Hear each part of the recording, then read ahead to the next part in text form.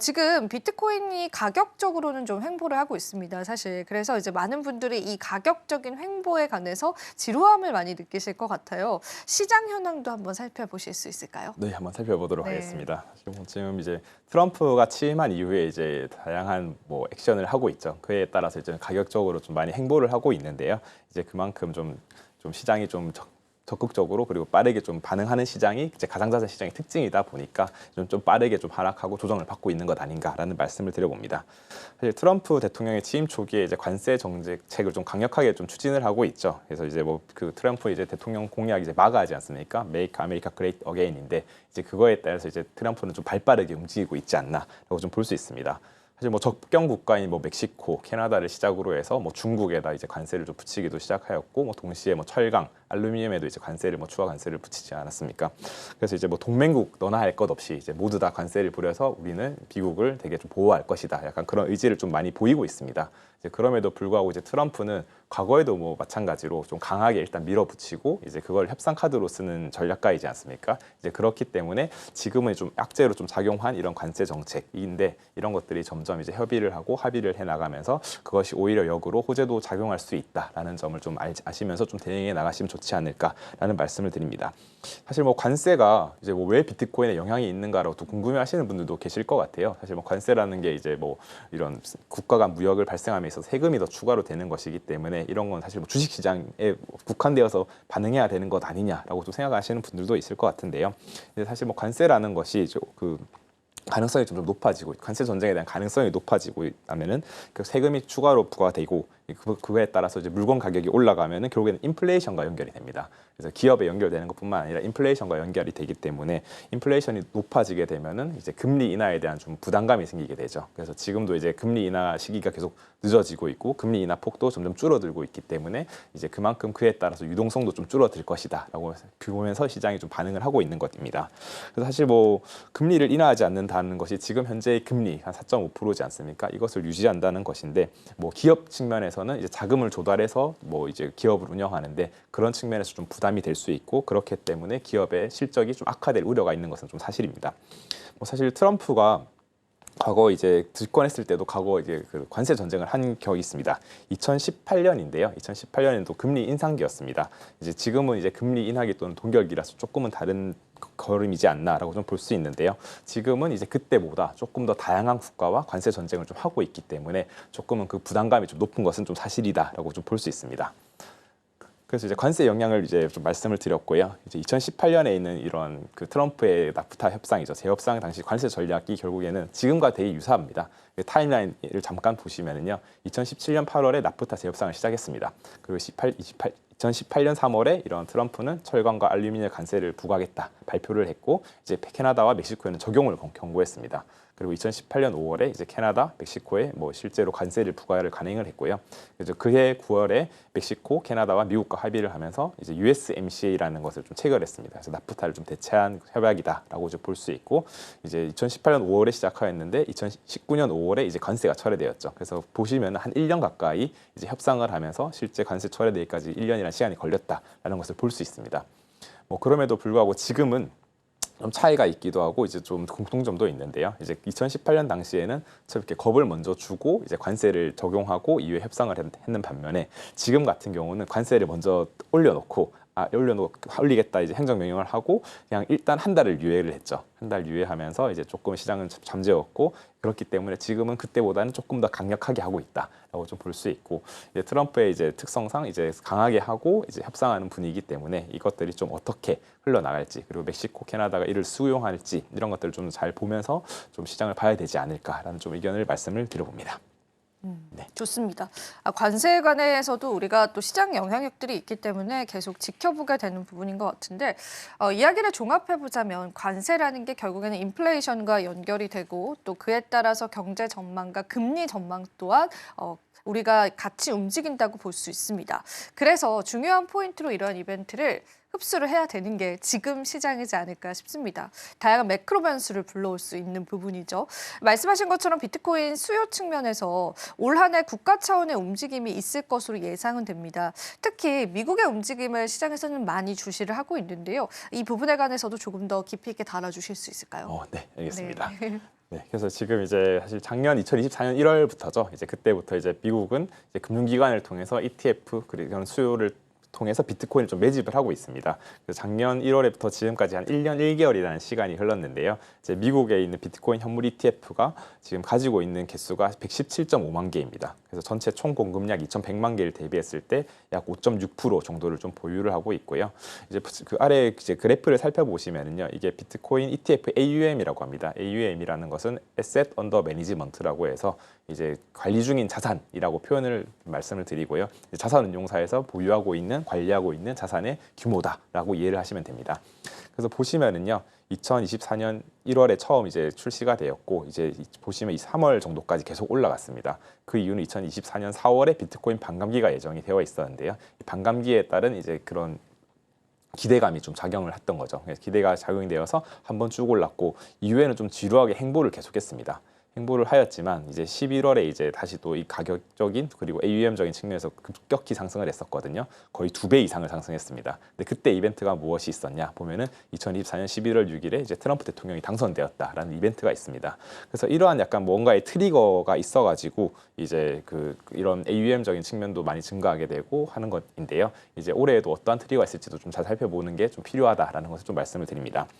트럼프 대통령 같은 경우가 작년 2024년 7월에 사실은 그 비트코인 컨퍼런스에 참여해가지고 이제 다양한 뭐 공약을 이야기를 했었죠.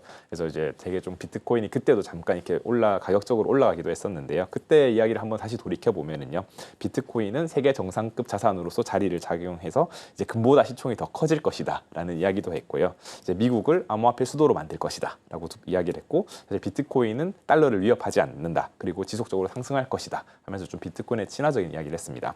뭐 동시에 이제 미국이 이제 이미 보유하고 있던 비트코인이 한 21만 개 정도 되는데 이것도 매도하지 않을 것이다. 그리고 이제 미국 정부가 전략적으로 비트코인을 매집해 나갈 것이다. 그리고 마지막 그 비트코인을 이제 매집은 하지만은 이제 그 CBDC라고 하죠. 이제 중앙은행이 운영하고 있는 이런 코인 달러 대체를 할 수 있는 CBDC는 운영하지 않을 것이다라고 이야기를 하면서 이제 뭐 되게 기대심을 많이 불러일으켰고, 그게 11월에 대통령이 직접 당선되면서 더욱더 이렇게 가격적인 측면에서 좀 호재로 작용하지 않았나라는 말씀을 좀 드려봅니다. 그래서 좀 더 말씀을 드리면요, 결국에 이제 전략자산화, 미국의 전략자산화가 좀 가장 올해에는 좀 중요한 키워드가 될 수 있다라고 좀 말씀을 드리고, 이 자료를 좀 한번 가져와 봤습니다. 이건 이제 비트코인 스테이지 오브 아메리카라는 사이트에서 좀 이거 미국에서 전략자산화 입법 발의 현황을 좀 이제 정리를 해서 제공을 하고 있습니다. 전체 50개 중에서 미발의가 된 주가 27개 주, 이제 법안이 발의되어 있는 주가 18개 주, 투표 진행 중인 곳이 4개 주, 그리고 거절된 곳이 1개 주 이렇게 되어 있습니다. 그래서 전체를 봤을 때는 23개 주는 이미 발의가 되었고, 그에 따라서 한 곳은 이제 거절, 그리고 나머지 4곳은 이제 발의가 되어서 기다리고 있는 상태라고 보시면 됩니다. 그래서 이제 뭐 사실 뭐 그 미국은 크게는 연방 정부 그리고 주 정부가 나눠져 있습니다. 네. 그 트럼프가 이야기한 건 사실 연방 정부 차원에서 차원이죠. 네. 말을 한 거고, 지금은 아직 연방 정부 차원에서는 뭐 행정 명령을 이제 내리긴 하였지 않습니까? 뭐 비트코인을 전략 자산화하라라는 구체적인 내용은 없었지만은 이런 디지털 자산 측면을 전략화하는 것에 대해서는 이제 행정 명령을 이미 내렸고, 그거에 대해서는 한 6개월 또는 1년 내에서 구체적인 내용이 좀 나올 것으로 좀 기대가 되고 있습니다. 그래서 연방 정부 차원 말고 주 정부 차원에서는 이미 50개 중에서 23군데는 움직임이 있다라는 것을 좀 볼 수 있고요. 그래서 이런 것들이 좀 움직임을 바라보면서 이게 전략 자산화가 실제로 좀 되는지, 법안이 통과되고 이 법안을 통해서 실제로 그 비트코인의 수요가 창출이 되는지, 이런 것들을 좀 잘 지켜보는 것이 좀 필요하다 생각을 합니다. 그래서 뭐 주마다도 이런 법안의 프로세스 이제 되는 게 통과되는 게 좀 다양하게 있을 수 있는데요. 사실 뭐 법안이 발의가 되면은 이제 하원이 있고 하원과 상원이 같이 투표를 하게 됩니다. 투표를 하고 그 이후에는 상임위원회에서 이제 올라가서 이것이 법안이 발의될 가능성이 있을까 없을까 이런 것들을 좀 세부적으로 심사를 하게 되고, 이 이후에 이제 본 투표를 진행을 합니다. 그래서 만약에 투표를 통과가 되면은 주지사에게 좀 제안을 해가지고, 만약에 그 상원 또는 하원에서 하나라도 좀 부결이 되면 더 이상 진행은 되지 않고요. 둘 다 이제 돼야지 이제 주지사까지 넘어가게 됩니다.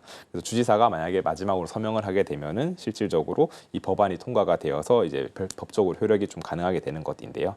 만약에 주지사가 거절을 하더라도 이제 그 재의결을 통해서 다시 한번 투표를 할 수 있습니다. 주마다 좀 다르지만 하원 또는 상원에서 일정 비율의 찬성표를 얻으면 다시 한번 그 재발의가 좀 가능을 하고요. 이제 마지막으로 법안이 시행이 되면은 뭐 아까 말씀드렸던 주지사 서명 또는 이제 그 주지사가 거부를 했지만 상원 또는 하원에서 이제 재의결로 통과가 되면은 이제 이거 법안은 좀 시행된다라는 것이 이제 미국의 프로세스라고 볼 수 있습니다. 네. 그래서 이제 뭐 사실 또 조금 더 말씀을 드리면요. 네. 이런 전략자산도 중요하지만은 사실 이 전략자산을 어떤 돈을 기반으로 할 거냐. 그것도 중요합니다. 네. 네. 그게 중요하지 않습니까? 나 돈도 없는데 이거 그냥 막 어디서 가져올 네. 것인가. 안 그래도 부채가 많은데요, 그죠? 맞아요. 네. 이제 그래서 그거에 대해서도 좀 생각을 하고 있는 것 같습니다. 그래서 이제 최근에 이제 그 트럼프 대통령이 이제 미국 역사상 최초의 국부펀드 설립을 행정명령을 내렸습니다. 그래서 만약에 그 행정명령을 지금 스콧 베센트 재무장관이 좀 주도를 좀 하고 있는데요. 이제 그 재무장관이 한 2조 달러 규모의 국부펀드를 조성하겠다. 이거는 1년 이내에 12개월 이내에 할 것이다라고 좀 이야기를 했습니다. 사실 2조 달러 규모가 엄청나다고 좀 볼 수 있습니다. 우측의 표를 보시면은요.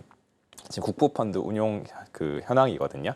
운용 자금이 1위가 이제 노르웨이 정부 연기금입니다. 이게 뭐 2022년 자료이긴 하지만은 현재 좀 유사하다라고 볼 수 있는데요. 노르웨이 정부 기금이 1조 3천억 달러 정도 되고 두 번째가 중국입니다. 1조 2천억 달러. 그 다음에는 이제 석유에 의한 아부다비 투자청이 한 7천억 달러. 그래서 2조 달러 같은 경우는 바로 세계 1위가 되는 것이거든요. 근데 이제 지금 2025년에 준비를 하고 있으니 2026년에 좀 진행될 것인데 사실 1위인 노르웨이 같은 경우도 설립을 1990년도에 했습니다. 거의 한 25년간 가까이 해서 이제 1조 달러 이상의 자금을 마련했는데 이렇게 2조 달러가 된다라면 사실 엄청난 그 규모의 자금이 물리듯이 들어온다라고 볼 수 있고 사실 이 국부펀드가 사실 어떤 곳에 투자가 된다라는 것에 대한 구체적인 내용은 없습니다. 그럼에도 불구하고 가상자산 시장은 이 펀드를 통해서 이런 전략자산화에 좀 활용이 될 것이다라는 이제 그런 기대감이 좀 많이 실리고 있고요. 아까도 말씀드렸지만 이 국부펀드 미국은 이제 만성 적자 국가인데 실제 이게 될 것인가 이런 그러게요. 비판적인 사실 의견도 있는 게 사실입니다. 이제 그래서 이제 그런 걸 좀 어떻게 풀어 나갈지 구체적으로 좀 진행을 어떻게 하는지를 좀 잘 지켜봐야 된다라고 좀 말씀을 드립니다. 이게 그래서 항상 저희가 긍정적인 내용만 뭐 바라볼 수는 없지 않습니까? 네. 그래서 이제 긍정적인 내용이 있지만은 그 안에 좀 들어가서 이런 부정적인 좀 비판적인 의견을 가지는 것도 충분히 필요하다라는 점을 좀 다시 한번 말씀을 드려봅니다. 네, 좋습니다. 그리고 또 오늘 마지막 질문을 드려야 될 것 같은데요. 일단 미국의 연방 정부와 주 정부별 비트코인의 전략 자산화 법안 발의 현황 그리고 미국의 국부펀드 설립이 올해는 이 암호화폐 시장에서 굉장히 중요한 키워드가 될 것 같습니다. 물론 그 영향력은 비트코인이 많이 받아갈 가능성은 크지만요. 관심 있게 한 해를 지켜볼 필요가 있다고 생각을 하고요. 또 당장 2월 달에는 이 가상자산 시장에서 관심 있게 지켜볼 만한 이벤트가 무엇이 있을지 간략히 좀 말씀을 부탁드리겠습니다. 네, 사실 2월 달에는 이제 저희가 봤을 때 FTX 거래소 아시죠? 네. FTX 거래소가 이제 파산해가지고 지금 이제 그런 상환 절차를 좀 진행하고 있는데 채무 상환 절차가 2025년 2월 18일에 예정입니다. 그래서 사실 그 상환 규모가 거의 한 120억 달러에서 160억 달러, 많게는 23조 원 달러가 되거든요. 23조 원이 되거든요. 그렇기 때문에 이 자금들이 다시 이런 크립토 시장으로 들어오지 않을까라는 그런 기대감이 있습니다. 사실 뭐 미국에 대한 FTX 거래소가 지금 파산 절차를 진행을 하고 있는데 FTX 거래소는 한때 이제 글로벌 3위까지 갔던 이제 엄청난 거래소입니다. 근데 2022년 11월에 유동성 이슈를 인해 가지고 갑자기 파산을 하게 되었는데요. 미국에는 크게 파산 종류가 세 가지가 있습니다. 이제 개인 파산인 챕터 13 있고 회사를 청산하는 챕터 7 그리고 이제 국내의 회생 절차와 좀 유사한 챕터 11이 있습니다. 그래서 지금 이제 FTX 같은 경우는 챕터 11을 통해서 이제 좀 진행을 하고 있고요. 뭐 신규 직원 채용이 막히는 등 일부 규제는 있지만은 영업은 좀 계속해서 이어나가면서 부채를 줄이고 회생을 좀 도모하게 되는 전략이다라고 좀 말씀을 드립니다.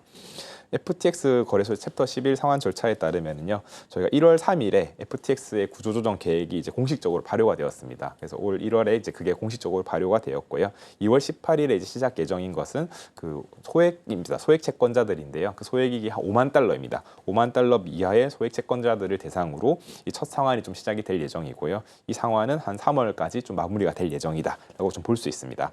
그래서 이제 말씀드렸듯이 한 17조 원에서 23조 원 달러 3조 원 정도의 자금이 좀 들어올 것인데 그게 이제 크립토로 주는 것이 아니라 이제 달러 또는 스테이블 코인을 통해서 주기 때문에 그것은 달러 기반이기 때문에 다시 좀 시장으로 들어올 가능성이 있지 않나라는 그런 기대감이 좀 있습니다.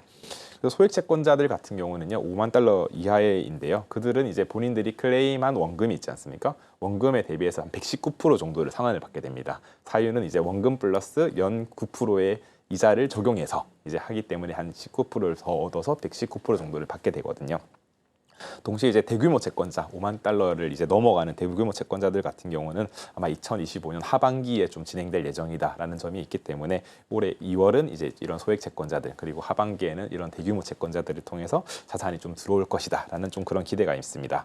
뭐 이제 말씀하셨다시피 이제 뭐 매크로적인 이슈 그리고 관세 이슈 뭐 이런 경제 전망, 금리 전망에 따라서 지금 시장이 좀 흔들리고는 있지만은요. 되게 이제 이러한 뭐 이벤트들이 점차 많아질 것이라 듭니다. FTX 거래소 상황뿐만 아니라 뭐 전략자산화, 뭐 국부펀드, 뭐 다양한 이벤트가 올 한해는 좀 기대가 되고 있기 때문에 이런 것들이 좀 긍정적인 분위기를 만들 수도 있지 않나 이런 것을 잘 살펴보시면 도움이 되지 않을까 생각합니다.